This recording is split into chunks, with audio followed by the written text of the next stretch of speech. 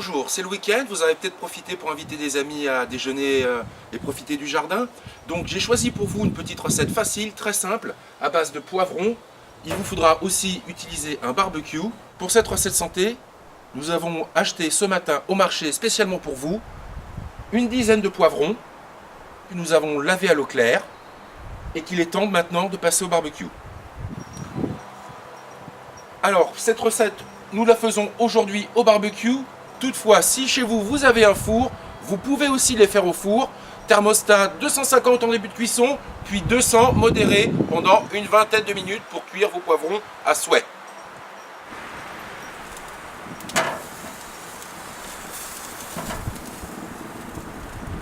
Pour bien réussir cette recette, ce qui est important, c'est de démarrer avec un feu vif. Plus le feu sera vif en début de cuisson, plus il sera facile par la suite de décoller la peau des poivrons. Ce qui est important lorsqu'on fait un barbecue, c'est de ne pas passer son temps derrière l'appareil, mais de pouvoir profiter de ses amis ou, s'ils ne sont pas encore arrivés, de profiter de son jardin.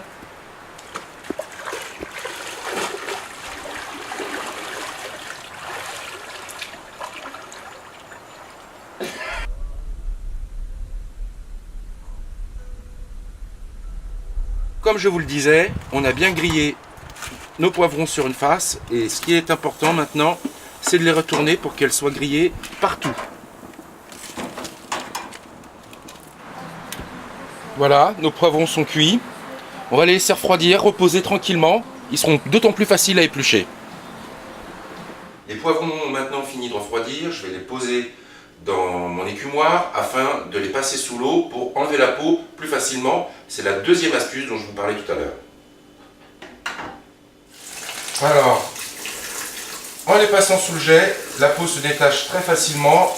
Du même coup, on retire les pépins et ce sera parfait pour déguster une fois qu'on aura ciselé nos poivrons en petits dés.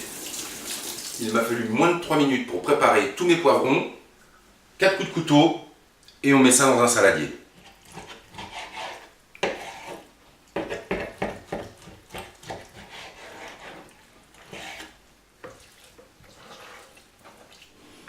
Pour l'assaisonnement, rien de plus simple, on utilisera de l'huile d'olive en quantité, du sel, du poivre et 3 belles gousses d'ail dont on prendra soin de retirer le germe pour que ce soit plus digeste évidemment. La recette est maintenant terminée, il ne nous reste plus qu'à déguster. En fait, ce qu'il y a de bien avec cette recette, c'est qu'on peut la manger soit en entrée, soit en accompagnement d'une viande blanche. Nous, on a choisi pour ce soir un petit filet mignon mariné au romarin. Voilà.